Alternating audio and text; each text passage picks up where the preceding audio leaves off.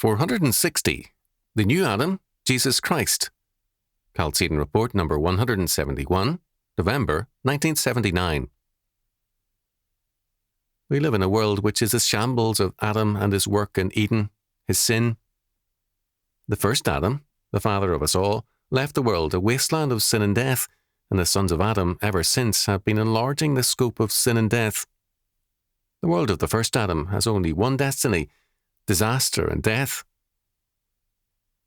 Into the world came the second and last Adam, but, unlike the first Adam, not as a mature man, but as a babe. A new humanity began with him, and all who are born again in him, who are made a new creation in Jesus Christ, are freed from the power of sin and death, and made strong in life and righteousness. No other event in all of history has brought forth more pure and unalloyed joy in song, and with reason. It marks the beginning of the new creation, of the new heavens and the new earth. Hence we can sing, God rest ye merry gentlemen, let nothing you dismay.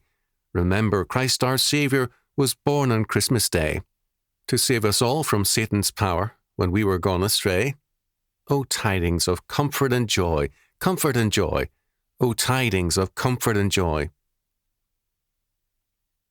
As Isaac Watts wrote in 1719, he comes to make his blessing flow as far as the curse is found. In the words of In Dulce Jubilo, a medieval hymn, He hath opened the heavenly door, and man is blessed for evermore. Christ was born for this. And yet our Lord says plainly, Think not that I am come to send peace on earth.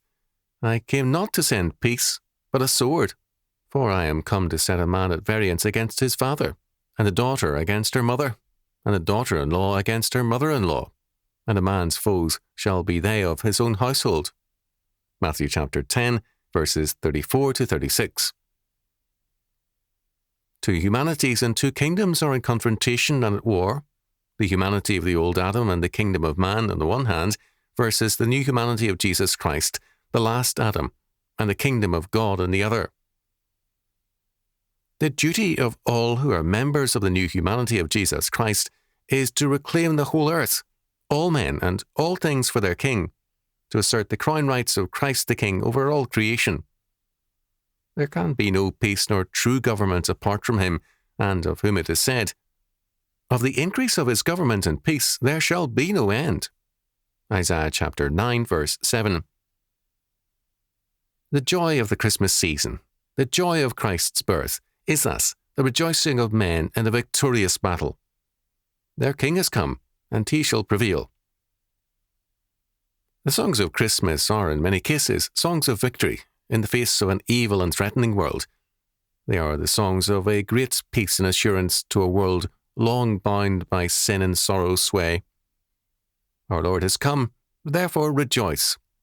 The battle is his, and he shall prevail, and we with and in him, therefore rejoice. A century ago, Joseph Parker observed, The ages do not live backwards. God did not show the fullness of his power, and then call the ages to behold its contraction. The way of God is first the blade, then the ear, after that the full corn in the ear. We dare not see our time as an age of contraction in our Lord's power sway, for to do so is sin. He is on the throne. He is preparing to destroy his enemies, and summoning us with them to submit ourselves to him. Psalm 2, verses 1 to 12. This then is the day of the Lord, of his judgment, of the expansion of his power, and of the certainty of his reign. It is therefore a day for singing. Even on the eve of his arrest, trial, and crucifixion, our Lord commanded his disciples, Let not your heart be troubled. John chapter 14, verse 1. And he had them sing a hymn before they left for the Mount of Olives. Matthew chapter 26, verse 30. Mark chapter 14, verse 26.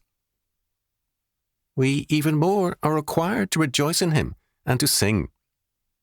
Paul commands us to both obedience and action, and to speaking to yourselves in psalms and hymns and spiritual songs, singing and making melody in your heart to the Lord.